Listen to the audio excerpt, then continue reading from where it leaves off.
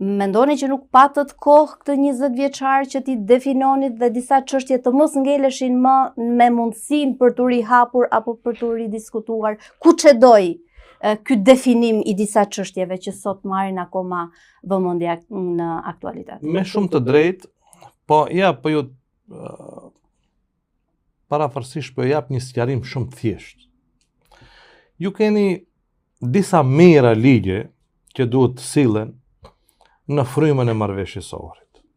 Keni me mira e dhjetëra mira akte ligjore që duhet të sillen konform kushtetutës, konform ligjeve dhe konform marrëveshjes së Ohrit.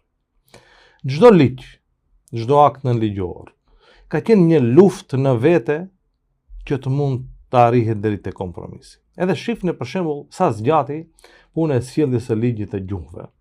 Ligji i gjunjve u soll në vitin 2018. Edhe ju kujtohet në çfarë situate u soll.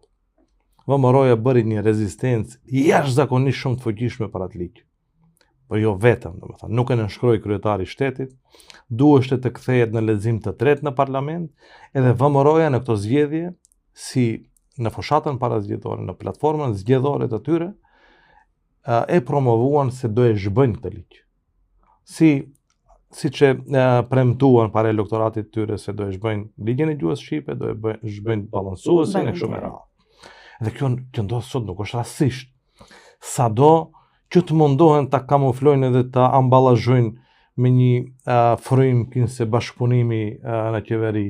Këto kanë ardhur në pushtet me këto premtime para elektoratit. Po ju keni bashkëqeverisur me tani, po prandaj atë doja t'ju thoja se nuk ka qenë lehtë as edhe një ligj i vetëm të sillet.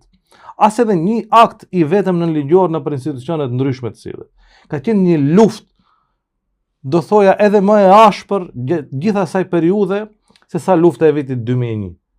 Se nuk ka qenë e kollajshme për shembull t'i bindesh se ne nuk kemi patur 61 deputet që t'i sillim ligjet vet.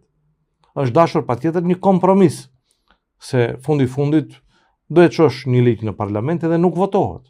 Nuk ke shumicë që të mund ta kalosh.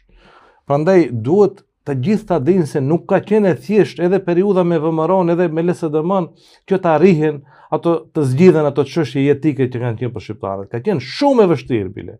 Prandaj kur e shoh sot që thonë pse nuk i zgjodhi BDI-ja atëherë, pse nuk e zgjodhi, po janë zgjedh mbi 90% e çështjeve të rëndësishme në shtet ose do thoya edhe më shumë. Edhe tani çfarë duhet bëjnë? Këto duan të na bindin neve, këto sidomos kjo pjesa shqiptare si quhet Vleni, që do vinë, që ne kemi ardhur jo për të zgjidhur çështje shqiptare këtu, është dash BDI-ja, kjo punë e BDI-s është.